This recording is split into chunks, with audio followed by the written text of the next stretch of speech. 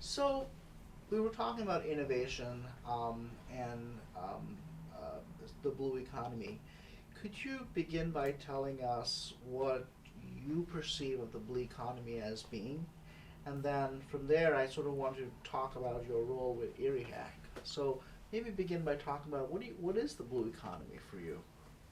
The blue economy is understanding, respecting, and valuing a gallon of water, right?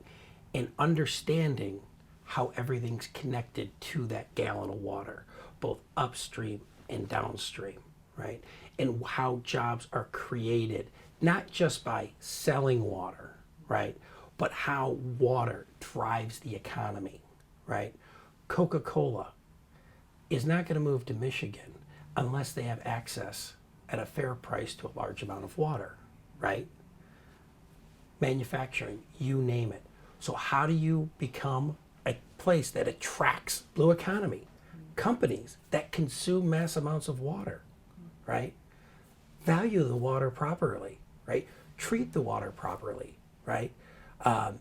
And so it's all about better management and really taking it from, oh yeah, we've got plenty of water, we've got 22% of the world's supply. We've got the greatest asset in the world. We're sitting on Fort Knox. How do we leverage that to the utmost? From transportation, right? Transportation, logistics, innovation, tourism, right? There's a huge opportunity around all of these things. And understanding that rain recharges the ground recharges the rivers. So you can have all the water that you want in the lakes, but the bank is the ground. And where we're taking too much water out of is the bank, groundwater, right? And you have to think of the ground as just a water bank, right? You can take so much out, but you got to put so much back. And what have we done? We've built and we built and we built, right? And we've mitigated or hurt the Earth's natural ability to infiltrate water when and where it falls, as Mother Nature intended. We think we've been here a long time as humanity, but it's nothing, right? We're a pimple, right? We're just, we're a rounding area in the history of time. And look out this window. We've created a lot of damage, right? We're not living at one with the earth, right? And what does that create? Stormwater fees, right? Now, because people are in the business of collecting water, someday, somehow, somebody came up with the idea saying, let's collect rain, an asset, right? Put it into the ground, into $1 billion infrastructure, just rounding, but it's billions of dollars of infrastructure. And let's, in the process, let's mix it with some shit, right? Let's combine it with waste, and then let's take it to $1 billion plant. And then let's create $1 billion problem and create the Lake Erie algae bloom. Sounds like a great idea. Let's raise a bunch of taxes to do that, right? But where's the future going? It's real simple. Water, rain is an asset. It'll be used for two things: gray water, right? Reuse or recharge, right? Waste will all be turned into energy. That is the future. We don't need all this massive infrastructure. You're going to have massive decentralization over the next 20 years, right? And rain will be treated as an asset, used as gray water, or put back into the ground as Mother Nature intended, right? Or in the waste will actually be turned into energy, right? What is waste? It's energy. You can pull nutrients out of it. You can mine it, right? You can turn it into an asset. It's just a thought process, right? Everybody loves change until they're asked to change, right? But it's really just creating a difference in thinking of how you solve a problem. And now what does that mean today? Now in the city of Detroit, you've got a $750 a month stormwater fee per acre. Think about what that does to churches, right? The churches that are responsible for keeping this community together of Detroit, right? Think about what it does to the schools. Think about what it does for economic development to drive businesses here, right? That's the blue economy right? How do you drive down cost, and how do you make your story better? By creating efficiencies and being a better place to live and to do business and to operate, right? How do you create a government that actually wants to change instead of doing it the old way, because that's how they've always done it?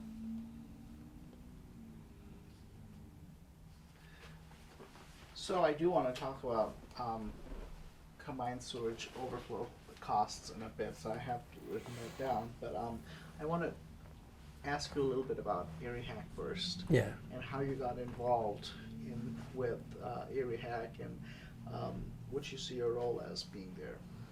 So I've been involved with Brian Stubbs. I consider him one of my mentors, right? And also with a gentleman from the state of Michigan. His name's John Allen, who is the head of the Office of the Great Lakes, who also sits on the Erie Hack panel, right? And Erie Hack is really that model that I spoke of, right? And the beginning birth of that model of how do you drive innovators together? How do you create those synergies? And how do you break down those silos and inspire people to work together for the common good? Not just what's best for academia, what's best for municipalities, what's best for citizens, right? How do you break all that down, get everybody together in an event like Erie Hack, right? And how do you come together to drive innovation in the water space? How do you create change, right? And how you do that, right? Innovation is like, you're basically a fancy cat herder, right? You're just herding all these cats, right? I see Erie Hack is the cat herder, getting them all together to the table, right? And understanding and using a common language and defining goals, defining what success looks like, right? Comparing apples and oranges, right? Defining methodologies, strategies, platforms, due diligence, defining a structure, right, that makes other people comfortable to be able to accept that innovation. And that's what I see Erie Hack as an opportunity to drive innovation and to create synergies in the marketplace to solve problems. How would you rate your experience so far? Because I think do you also serve as a mentor for some of the teams? I'm not a mentor. I'm just on the advisory board. Okay. So how would you rate your or reflect on your experience serving on the advisory board in terms of just maybe your interactions with folks there, or maybe the quality of the ideas that you've basically seen so far in the competition? I think Erie Hack and Brian Stubbs, what I love about Brian, he's a doer, right? He asks, he focuses on what if instead of why not, right? He knows how to make things happen, right? And he knows how to bring people together. That's one of his greatest skills. So from the top of it, I think he's a great leader and, very inspirational. And I think he's got a great team and great thought leaders. And I think the people that are all associated with understand how it all comes together, right? But now it's just still in the process of putting those pieces together. It's a puzzle, right? The participants, the puzzle pieces, are willing participants and they get it. They're just working to figure out how to fit together. How do the pieces fit together? And I see that's what Brian's role is, right? As that facilitator, that master puzzle maker, right? He's partnering with the Netherlands embassy. He's partnering with the Dutch, right? What better name to partner with than the Dutch, right? They are the leaders, right? So instead of trying to do it on your own and carry your own flag, leverage somebody else's name. And I think that's one of Brian's greatest strengths. It's not about him, right? It's not about the Cleveland Water Alliance. It's about solving problems and creating change. Do any of the ideas that you've come across so far, at least from the Detroit teams, do any of those ideas come to mind right now in terms of something that may have struck you as interesting or maybe even fanciful? I think there's a lot of great ideas there, a lot of smart people, and they're really addressing problems that the marketplace needs. Now, I'm not a scientist or an expert, but there are some holy grails of innovation in regards to testing and censoring. And they're working on those things where the market opportunity for some of these technologies, if they're able to break that, right, you're talking hundreds of $1,000,000 of, markets that are available if they're able to solve some of those problems. So we were at the quarterfinals Yep. For Detroit, and well,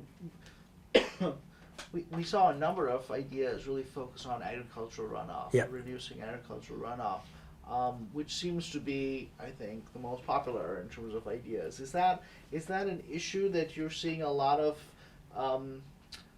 different people, different thinkers, funders perhaps coalescing around? Or is that I new? think there's an immense amount of talk in regards to it. I'm not saying that there's not the action, but I haven't seen the action, right? I think the goal is, in regards to it, they understand how valuable and how big of a problem it is, but it's not like you can just go out and find the solution, right? You got to make mistakes along the way, right? So you got to go out and do things, right? You got to go out and innovate and try and try and try. I think there's a lot of talk and everybody's saying a lot of the right things, but I haven't seen enough action in that space. There's one of the major problems, right? I'm of course a little biased because I'm in the water aspect of the business, but two major drivers: stormwater runoff and agricultural runoff. 75% of all the microplastics in the ocean today are there because of tires from the roads. Think about that, right? So stormwater runoff and agricultural runoff. And there are ways to actually manage water on site. The problem is drain tiles. It rains, they collect the water and discharge it as fast as possible. And guess what happens when they discharge water? They discharge nitrates and phosphates. And what does nitrates and phosphates do? They consume oxygen. And if water doesn't have enough oxygen, then you have the algae bloom. The algae bloom does not exist if there is enough dissolved oxygen in that water. It's impossible for it to exist if there's enough dissolved oxygen, right? So it's all a component of dissolved oxygen, which has a million contributing factors: temperatures, oils, you name it. But the number one thing is we're putting contaminants in at warm temperatures that attach to a dissolved oxygen molecule to it. And water can only hold 9% dissolved oxygen. Once it gets to 9%, it releases into the atmosphere. It gets down below 2% and it's hot. Water actually holds less oxygen, dissolved oxygen, when it's warm. Cold water can actually hold oxygen. So it gets hot, and that's when you see all the dead fish. That's when you see all the algae blooms, because it's all driven by oxygen. So there's a huge opportunity in agricultural runoff. But farming, you have the farm bill, and people need to farm because people need to make food and people need to eat. So it's a whole cycle. So how do you line up those things? How do you drive innovation? And how do you go out there? The solutions exist to do it. But the will to embrace those solutions is the challenge. So, stormwater runoff. CSOs are combined sewage overflows, as well as just other kinds of stormwater runoff in general, are by far the most costly part of the water bill for most people. It's probably not feasible to change all this sewage infrastructure from combined to more dedicated lines. Right. So is that an area that water innovation companies such as your own or others can offer a solution? Are there some sort of solutions that are being offered? The answer is there is a huge opportunity, and it is absolutely cost prohibitive to just full stop and just change the whole system, right? Number one, you got to change your thinking, right? You got to change your thinking, and you have to be willing to break the old model, right? And no, do you break it day one? No. But as you grow and you develop and you build new things, right, then you slowly split that off, right? And as you build, you put in more dedicated lines, right? But more importantly is how do you create efficiencies in the existing structure, right? How do you drive innovation to create those efficiencies? How do you, if I have the ability to keep 1,000,000 gallons of water out of a combined system, I've just made that combined system 1,000,000 gallons bigger, right? So instead of focusing on building more, let's focus on, right, it's called right sizing existing infrastructure. How do you keep it from going there in the first place? How do you? Well, first of all, one, it's about education in regards to water conservation. Procter & Gamble is actually working on an education initiative to actually inspire, to teach, right? The amount of water that, and we're all guilty of it, right, that we use as U.S. citizens compared to anywhere else in the world. It should be a crime. And I'm guilty of that crime. I mean, I get that, right? We all do it. But it's about education, because just say that you use 150 gallons of water a day. You alone doesn't mean much, right? But now what if you cut it down to 50, right? You could do that. I could do that, right? Now all of a sudden everybody cuts it down, right? Now you're sending less water to that plant by doing one simple thing, right? How do we take rainwater and use it for gray water?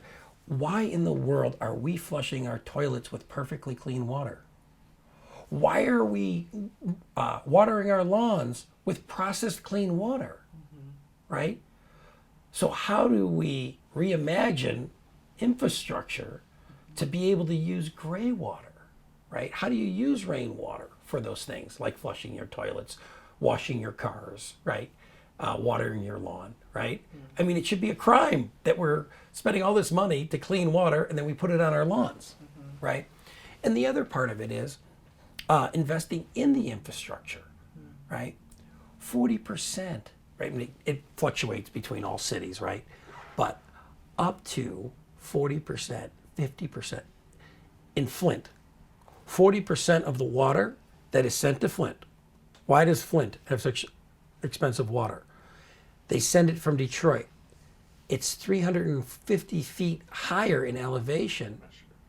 So now we're sending all the water uphill for 350 feet over whatever, 100 miles or whatever the mileage is. And at the same time, they lose 40% of that water before it ever gets to the homes by leakage, right? So looking at stuff like leakage, like infrastructure, on how repairing that, right, to make those things more efficient. That's how we innovate, and that's how we solve the problem. Not just, we got to start fresh, but how do we rethink things? What's the relationship like between the water innovation community and these large institutions, GLEWA and DWSD? Is there are there open channels? Is there good sort of attendance at industry conferences and events like that? Revolving door for employment? I think there's an old saying, you're never a prophet in your own land. And our experience was, I think, similar to many, where when it comes to innovation, right, everybody's scared to take risks at times, right? I think that things are changing and minds are opening, but our focus hasn't been on Michigan and Detroit, right? Because you're never a prophet in your own land, right? Our focus has been in Chicago, in Florida, in New York. Our number one market's actually the United Kingdom. We almost have 200 projects in the United Kingdom right now. California is a huge market for us. So we've really focused on those other things. But I think that's changing, and hopefully things will continue. We've actually established a really good relationship with GLEWA, with John Norton, who's the new head of innovation, and things look really promising with that relationship.